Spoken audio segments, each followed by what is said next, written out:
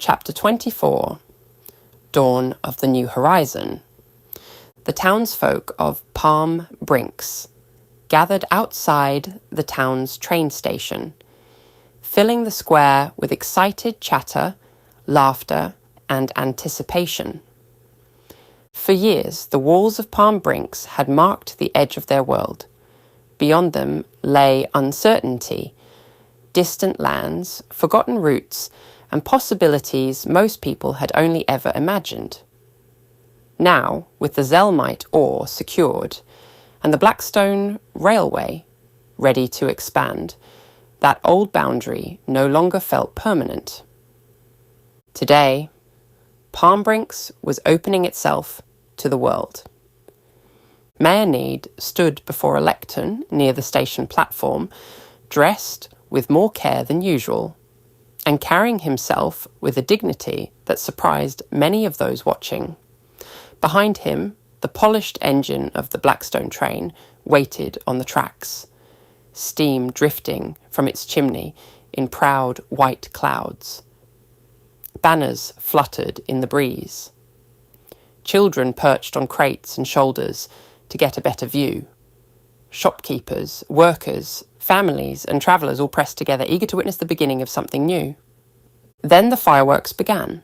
Bright bursts of colour lit the sky above the station, exploding in reds, golds and greens that reflected in the windows of the surrounding buildings. The crowd erupted into cheers, their celebration echoing through the town like the first true breath of freedom. Max and Monica stood among them, watching as Mayor Need raised his hands for quiet.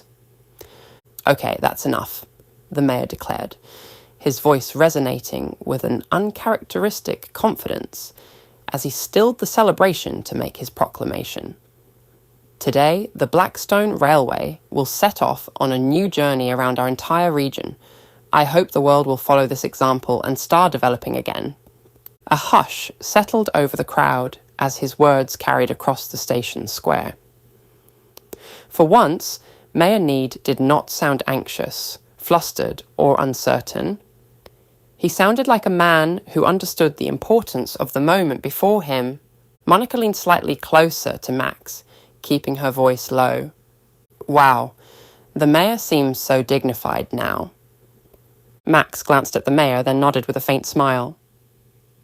"Yeah, you're right," Max whispered in response, both sharing a moment of respect for the mayor's newfound stature.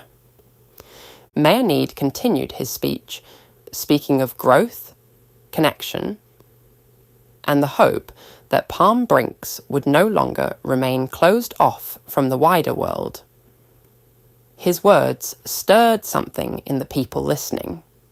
The railway was not merely a track and engine. It was a promise that their town could expand, that families could travel safely, that trade could flourish, and that the future did not have to be defined by fear or isolation.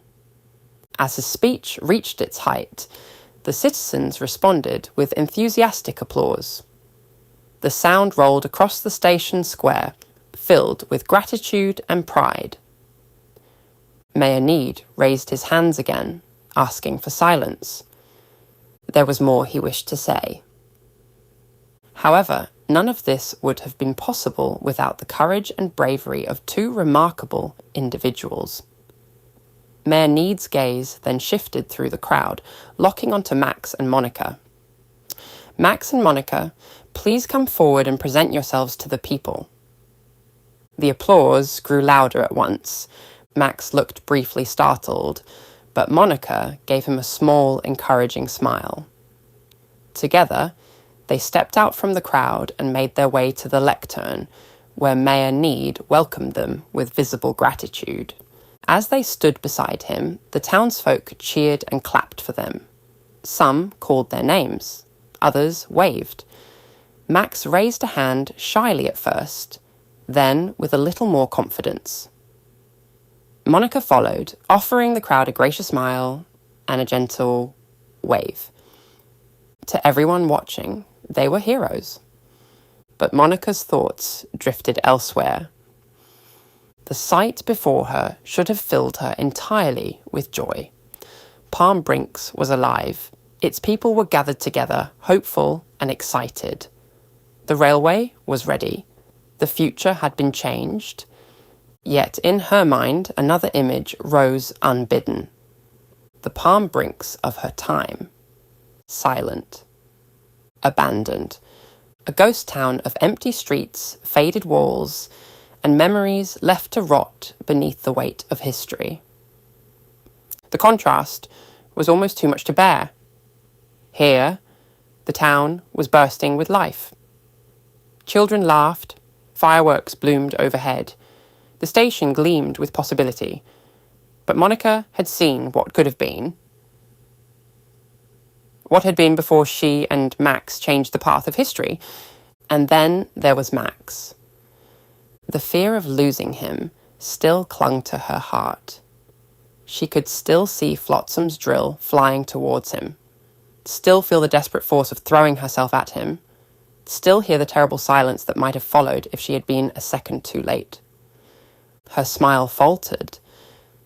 Max noticed immediately. "Monica, are you all right?" Max's voice cut through her reverie, tinged with concern as he observed her distant gaze. Monica did not answer at once. She remained caught between the celebration around her and the bleak memories pressing in from within. Palm Brinks as a ruin. Max lying still in the mines, the burden of knowing how close everything had come to disaster. Max stepped closer, his concern deepening. Gently, he placed his hands on her shoulders, grounding her in the present. "Monica?" The sound of his voice brought her back. Monica blinked, then looked up at him. For a moment, she allowed herself to feel the simple truth of it. He was here. Palm Brinks was alive. They had made it. She managed a small smile, fragile but sincere. I'm okay, Max," she assured him, her voice a mix of vulnerability and strength. Seeking to divert attention from her momentary lapse, she added, "It's just hard to believe we made all this possible." Max looked out over the gathered townspeople, then towards the train waiting on the tracks. His expression softened with understanding. "I know what you mean. By opening the railway network to everyone, we have finally freed from the walls that surround this town," replied Max. The mayor's next contribution brought with it a real sense of progress, not just for the railway, but for the future of Palm Brinks itself. "Speaking of growth, Max, I've taken the initiative to have the city walls dismantled to facilitate our town's expansion. We plan to repurpose the stone from the walls to construct new buildings, creating homes for those from outside our town," he explained, unveiling a vision for an inclusive and thriving Palm Brinks. Max's eyes widened slightly. For most of his life, the walls had been a constant presence. They had protected Palm Brinks, but they had also confined it. To hear that they would be taken down, not destroyed out of carelessness, but transformed into homes for new residents, made the moment feel even more significant. "That's incredible, Mayor," Max responded, impressed by the forward-thinking plan. The thought of the town expanding beyond its old boundaries stirred his curiosity.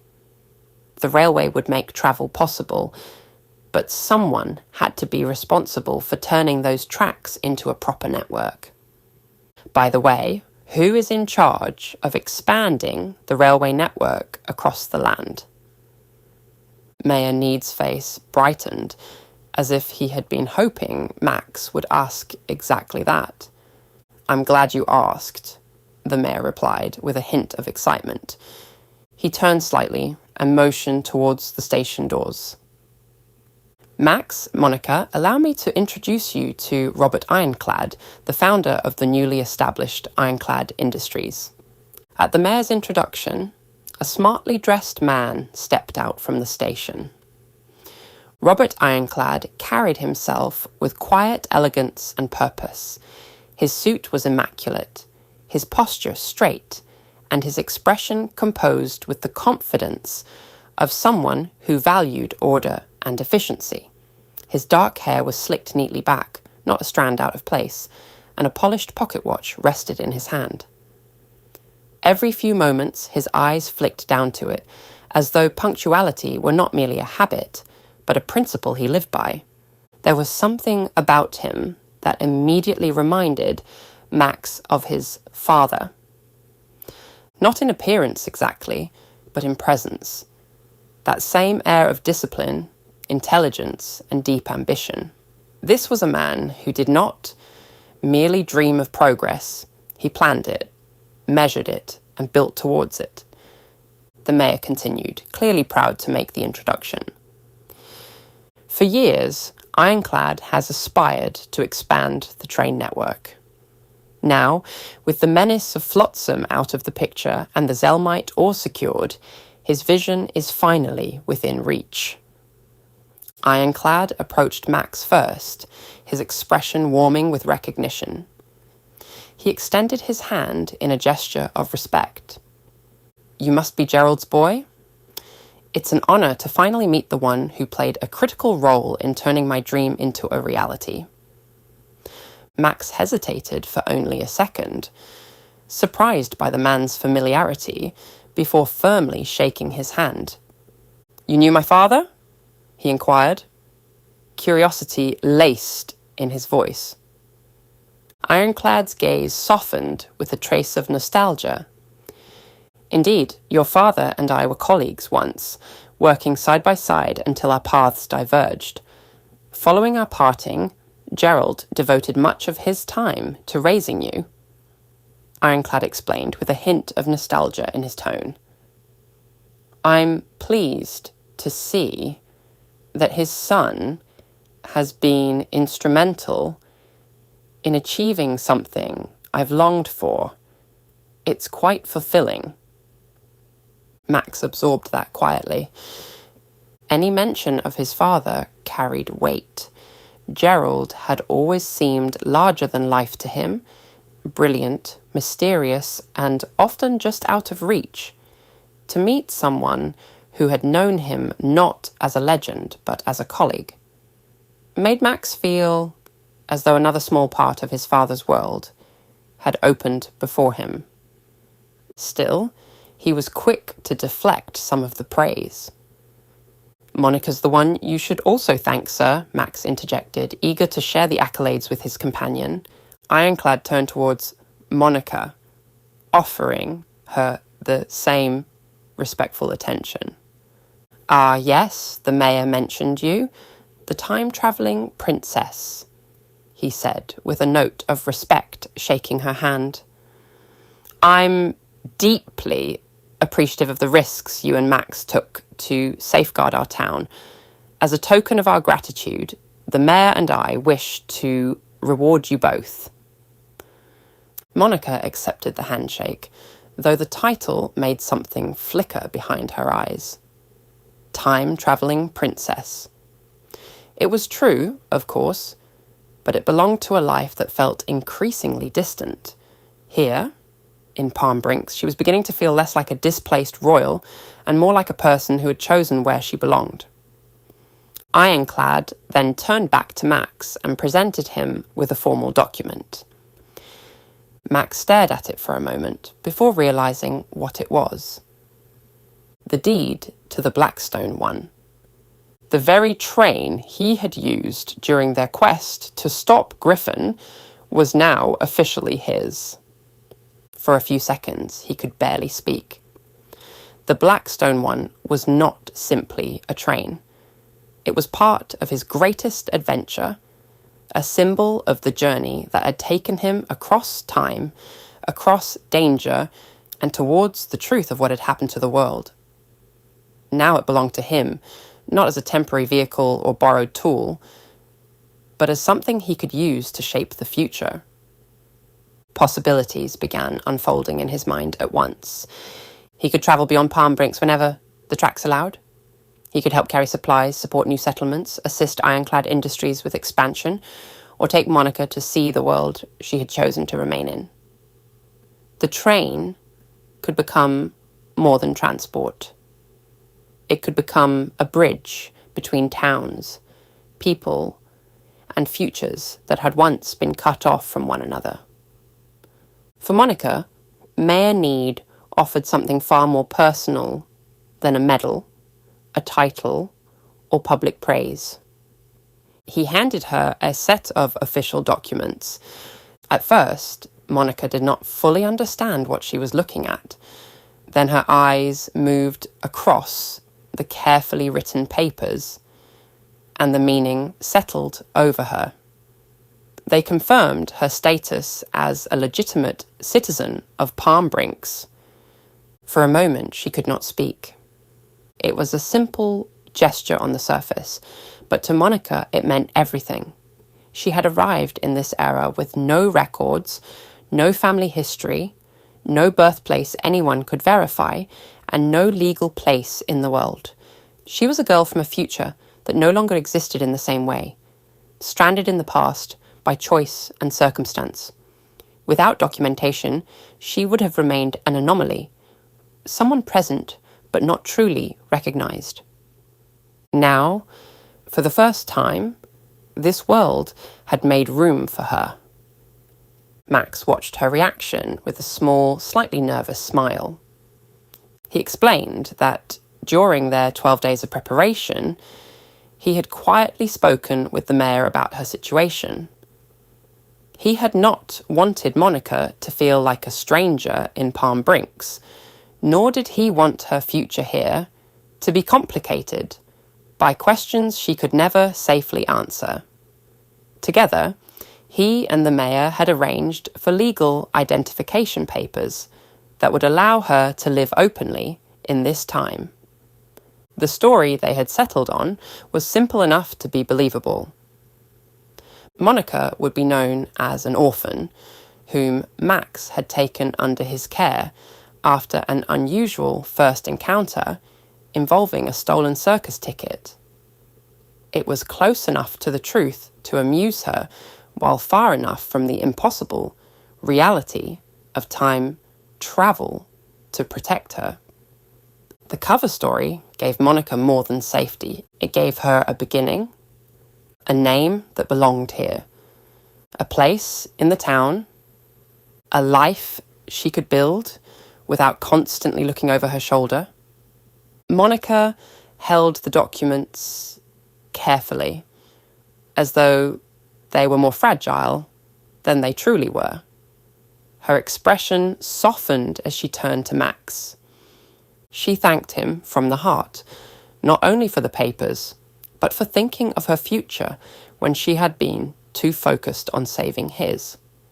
In helping her secure an identity, he had given her something she had never truly had as a princess, or even as a queen: the chance to belong somewhere by choice. Then Monica turned to Mayor Need and spoke of what she hoped to do next. She explained her desire to establish a humanitarian aid organization to support the town's expansion and help those most in need. If Palm Brinks was to grow beyond its walls, she wanted that growth to be kind as well as ambitious. New homes, new routes, and new trade would bring opportunity, but they would also bring challenges. Some families might struggle. New arrivals would need support. Workers, travellers, and settlers might require food, shelter, medicine, or guidance as the town changed. Monica told him that the idea had been inspired by Duchess Fitzroy in her own time, a woman whose charitable work had left a lasting impression on her. If she could not return to her kingdom, then perhaps she could still carry forward the best parts of what she had learned there. Mayor Need listened with visible interest. The idea clearly appealed to him. Palm Brinks was entering a new era, and Monica's proposal offered a way to make sure that progress did not leave compassion behind. He told her he would be happy to discuss it further in his office whenever she had the time. For Monica, it felt like another door opening, not to duty forced upon her by birth, but to purpose chosen freely. As the mayor stepped back, the applause from the citizens swelled once more. Fireworks burst above the station, scattering brilliant colours across the night sky. The train stood ready behind them, its engine gleaming beneath the flashes of light. Steam drifting upwards like a promise of movement and change. Max and Monica faced the crowd together. They smiled and waved, accepting the cheers with a mixture of pride, gratitude, and disbelief. Max looked out over the people of Palm Brinks, with hope shining in his eyes. The future he had helped secure was no longer a distant dream. It was here, beginning in front of him, in the open railway, the dismantled walls, the expansion of the town, and the countless journeys now waiting beyond the station. Monica smiled too. To the crowd, she looked happy, and she was. But beneath that warmth, quieter shadows still lingered. She could not help remembering the Palm Brinks she had seen in her own time. Empty streets, abandoned homes, a town left to decay in silence. That bleak future had been real to her, even if it would never come to pass now. The memory remained like a scar beneath the skin, painful because only she truly understood how close this celebration had come to never existing. She glanced at Max beside her. He was alive. Palm Brinks was alive. The future had changed. Monica held onto that truth as the fireworks bloomed overhead. In time, she hoped the ghost town memories would fade. She hoped they would be replaced by new ones, brighter, richer, built from the life she was now free to create in this altered timeline.